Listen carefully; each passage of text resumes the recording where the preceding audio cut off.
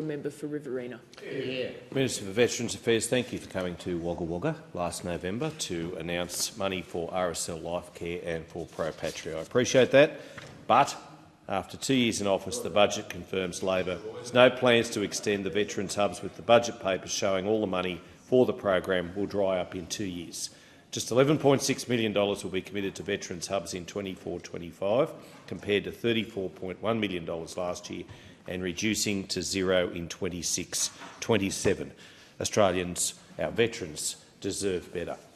This was the third budget where veterans will pay a price for losing their voice in Cabinet under Labor. Now, I'm standing in for the Shadow Minister, the Veterans Affairs Shadow Minister. He's here, but he's unwell. But as Deputy Prime Minister, I put the Veterans portfolio into Cabinet by June 2019. The first decision, when Anthony Albanese became Prime Minister, was to dump the Minister for Veterans Affairs from Cabinet. This budget confirms the ramifications of that decision. Your portfolio, Minister, should be in Cabinet. Veterans should have a voice around the big table. The budget confirms Labor will miss the 2025 deadline set by the Royal Commission into Defence and Veteran Suicide to reform, to streamline and to harmonise veterans' entitlements. There is no budget provision having been made for a new scheme to come into effect by 1 July 2025, as stipulated by the interim report of the Royal Commission.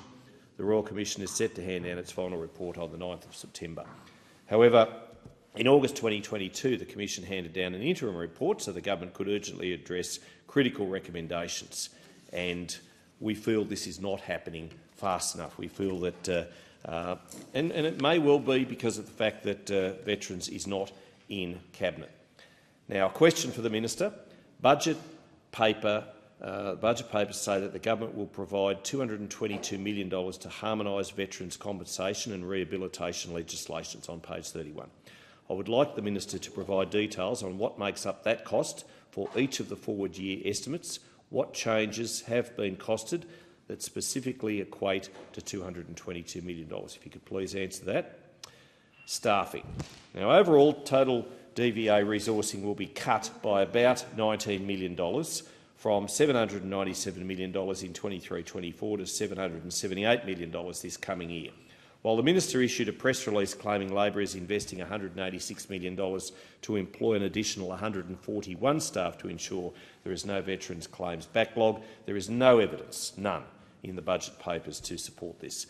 Page 16 of the budget papers shows, in fact, the opposite. It shows that staffing numbers will actually drop in DVA during 24-25. Of the net 36,000 growth in public servants that Labor is budgeting for, we now know that none of that net growth will be for our veterans. And a question for you, Minister. Can you identify where the 141 apparent extra staff appear in the budget papers, and over what period of time, given page 16 of those papers shows the department will experience a decrease of 78 ASL staff in 24-25 compared to this year? And, Minister, and what sections of those ASL staff are being cut from? And I appreciate no, you're staying, that's good, because you can hear the rest of it. The claims backlog peaked in August 2022, under Labor, with 45,226 claims, over 3,000 more than at the change of government, unlike the previous Speaker. They are the facts. Since then, the 24-25 budget papers refer to having cleared the backlog of unallocated compensation claims in DVA. It's important to understand that the government's definition of clearing a claim does not mean it has been assessed, finalised and paid. Simply not good enough. I want to go to a couple of other quick things in the time left. Labor has also put forward the Veteran Chaplaincy Program on life support, with just over $1 million for a one-year extension as it is being reviewed. This is an important program, and I would urge you to reconsider that, perhaps maybe when the Prime Minister puts you into Cabinet. Unmarked war graves. Labor has no plans to reinstate the $2.9 million it stripped from the World War I unmarked war grave program. Ahead of the election, Labor promised $3.7 million to match the Coalition's commitment to the program. That pledge has been cut to $800,000 spread over 4 years. Simply not good enough.